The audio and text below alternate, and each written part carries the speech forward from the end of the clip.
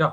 శేషు గారు, మొత్తం మీద ఇప్పుడు వచ్చేసి ఏదైతే వర్షాకాలం స్టార్ట్ అయింది, ఇప్పటి వరకైతే తెలంగాణ లోపల ప్రాజెక్టులు కావచ్చు, చెరువులు కావచ్చు, కుంటలు కావచ్చు, ఒక్క నీటి చుక్క కూడా లేదు. తెలంగాణకు వర్షాభావ స్థితులు చాలా తక్కువగా ఉన్నాయి. కానీ ఇప్పుడు గోదావరి ప్రవహిస్తున్నా కానీ మోటార్లు ఆన్ చేయలేదు, నీళ్లు ఎత్తిపోయలేదు. ఎందుకంటే కుంగింది మాత్రం మేడిగడ్డ. కానీ మేడిగడ్డకు 6 కిలోమీటర్ల ముందున్నటువంటి కన్నెపల్లి పంప్ హౌస్ దగ్గరనే పంపు ఆన్ చేస్తే నీళ్ళు ఎత్తిపోసుకోవచ్చు. ఇదంతా కూడా కావాలని చేస్తున్న డ్రామే అనేది హరీష్ రావు చెప్తున్నారు.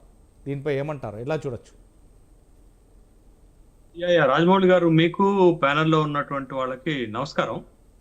ఈసారి ఋతుపవనాలు ముందుగా వచ్చినట్టుగా మనకి వాతావరణ శాఖ చెప్తుంది. అదే విధమైనటువంటి వాతావరణం కూడా కనపడుతుంది. దాంతోపాటు మనకి ఎగువన ఉన్నటువంటి మహారాష్ట్ర, కర్ణాటక రాష్ట్రాలలో పెద్ద ఎత్తున వర్షాలు పడటం, మన తెలంగాణలో ఆ స్థాయిలో పడకపోయినా మన ఎగువ రాష్ట్రాల్లో పెద్ద ఎత్తున వర్షాలు పడటం తోటి వరద వస్తుంది. అటు కృష్ణా బేసిన్ లో వస్తుంది, ఇటు గోదావరి బేసిన్ లో పెద్ద ఎత్తున వరద వస్తున్నటువంటి సందర్భంలో ఆ వరదని ఒడిసి పట్టుకొని ఇప్పుడు మనం కాళేశ్వరం ప్రాజెక్ట్ లో కట్టినటువంటి రిజర్వాయర్లను నింపుకుంటే భవిష్యత్ అవసరాలు, అంటే వర్షాభావ పరిస్థితులు ఏర్పడినప్పుడు ఆ నీళ్లను వాడుకోవచ్చు.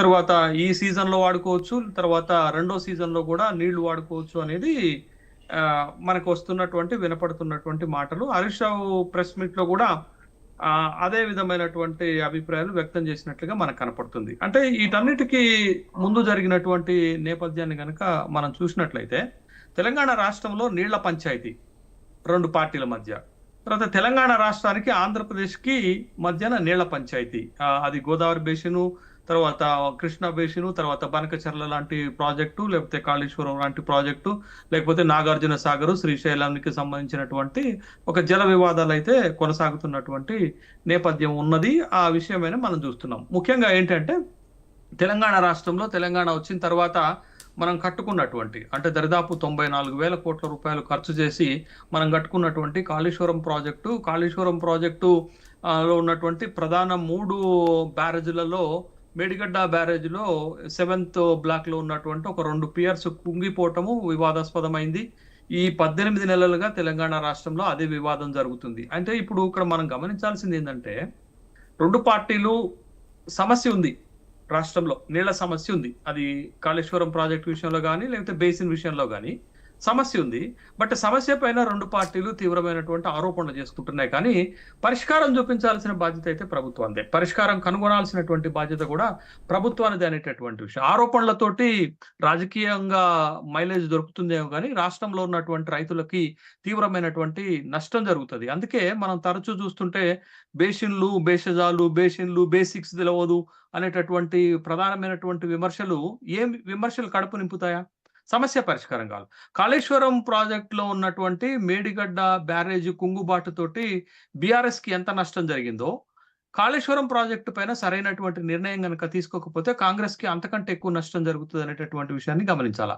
అయితే ఇప్పుడు హరీష్ రావు ప్రధానంగా ప్రెస్ మీట్ లో చేసినటువంటి సూచన అనుకోండి, విమర్శ అనుకోండి, లేకపోతే ఇంకేదన్నా అనుకోండి, ఏంటి అని అంటే, పైనుంచి వరద వస్తుంది, వరద అంతా కిందికి వెళ్ళిపోతుంది. మేడిగడ్డ బ్యారేజ్ లో ఇప్పటికే 73,600 క్యూసెక్ నీళ్లు వాటర్ అక్కడి నుంచి వెళ్ళిపోతుంది.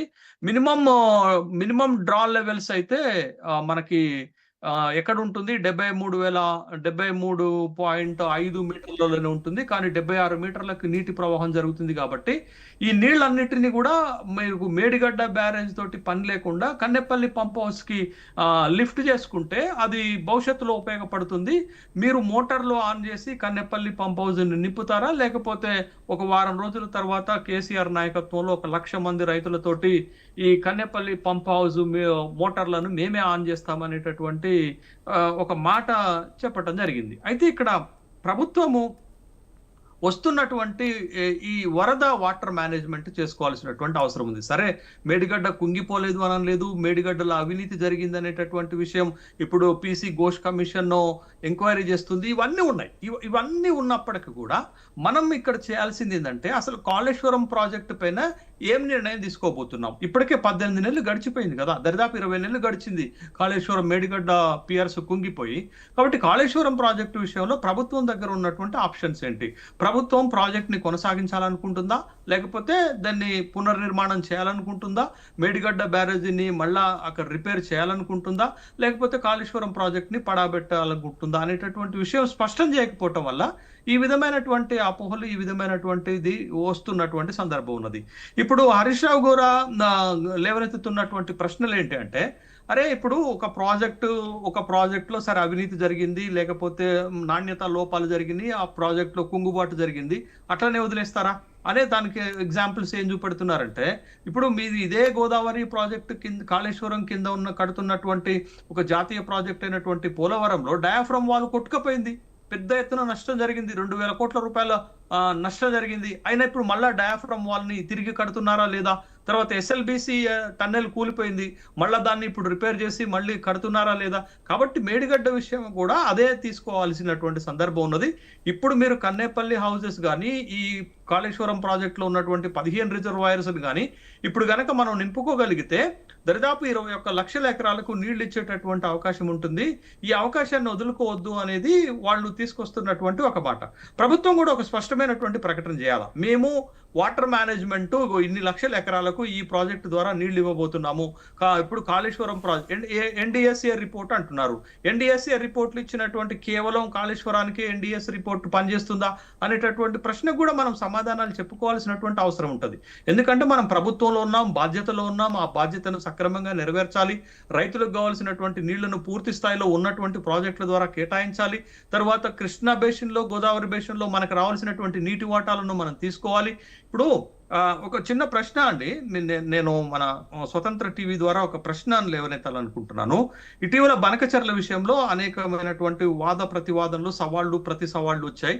బనకచర్ల గడితే తెలంగాణకు నష్టం జరుగుతుంది అనేటటువంటి ఒక అభిప్రాయం వచ్చినప్పుడు బనకచర్ల ప్రీ ఫీజబిలిటీ రిపోర్ట్ ని, లేకపోతే డిపిఆర్ ని కేంద్ర ప్రభుత్వం రిజెక్ట్ చేసిందని అన్నాము. రిజెక్ట్ చేసినంత మాత్రాన సమస్య పరిష్కారం అవుతుందా? ఎందుకు కాదు అని అంటే, మనకి ఎగువన ఉన్నటువంటి కర్ణాటక, మహారాష్ట్రలో ఏ అనుమతులు లేకుండా ప్రాజెక్టులు కట్టేశారు కదా. మన కళ్ళ ముందు జరిగినటువంటిదే కదా. మహారాష్ట్ర బాబ్లీ కట్టింది, ప్రాజెక్టుల అనుమతులు రాకముందే కట్టింది. కర్ణాటక ఆల్మట్టి కట్టింది, అనుమతులు రాకముందే కట్టింది. ఇవాళ అదే ఆంధ్రప్రదేశ్ కూడా బనకచెర్లకు అనుమతులు రాకపోయినా, పర్యావరణ అనుమతులు రాకపోయినా, డిపిఆర్ అప్రూవల్ కాకపోయినా ప్రాజెక్టు కట్టేటటువంటి ఏర్పాట్లు చేస్తుంది అనేటటువంటి విషయాన్ని మనం గమనించాం కదా. అదేవిధంగా గోదావరి బేసిన్ లో మనకు ఉన్నటువంటి 968 టీఎంసీల నీటిని మనం వాడుకోలేకపోతున్నాం. అక్కడ ప్రాజెక్టులు లేవు, కేటాయింపులు లేవు. తర్వాత కృష్ణా బేసిన్ లో ఉన్నటువంటి 299 టీఎంసీలు మనకు సరిపోవట్లేదు. అక్కడ వివాదం ఉంది. మనకు 518 టీఎంసీలు మనకి సహజంగా మనకు రావాల్సినటువంటి వాటా అది రాలేదు. కాబట్టి అన్ని సమస్యలు ఇవాళ పార్టీల ప్రయోజనాలు, పార్టీల విమర్శలో, పార్టీల కోసం గనక మీరు ఇట్లా వాళ్ళు అట్లా చేశారు, మీరు ఇట్లా చేస్తున్నారు, మేము ఇట్లా చేస్తున్నాం, వాళ్ళు అట్లా చేస్తున్నాం అని, ఇది బీఆర్ఎస్ కాంగ్రెస్ పంచాయతీ కాదండి. ఇది తెలంగాణ రాష్ట్రం యొక్క నీటి ప్రయోజనాలను కాపాడేటటువంటిది. ఒకవేళ ఆ ప్రభుత్వం సరిగా పనిచేయకపోతే మీరు సరిగా పనిచేయాలి. రైతాంగంలో ఉన్నటువంటి అనుమానాలను నివృత్తి చేయాల్సినటువంటి అవసరం ఉంది. ఇవాళ ఒక ప్రతిపక్షంగా వాళ్ళు బాధ్యతాయుతంగా వచ్చి ఒక ప్రెస్ మీట్ పెట్టి ఇట్లా చేయాలి అని అంటున్నప్పుడు ప్రభుత్వం దగ్గర ఉన్నటువంటి ఆప్షన్స్ ఏంటో ప్రజలకి, రైతులకు చెప్పాల్సినటువంటి అవసరం ఉంది. అది ప్రభుత్వం యొక్క బాధ్యతగా ఉంటుంది కాబట్టి. బట్ ఇవాళ ఛాలెంజ్లు విసురుకోవటం కాదు. ఒక సీజన్ వచ్చింది, వరద వెళ్ళిపోతుంది, కిందికి వెళ్ళిపోతుంది, 3000 టీఎంసీల వరద నీళ్లు సముద్రం పాలవుతుంది గోదావరి బేసిన్ లో అంటున్నాం కదా. బట్ వాటిని ఒడిసి పట్టుకోలేకపోయినా వాటిని వాడుకునేటటువంటి ప్రయత్నమైనా చేయాలి కదా.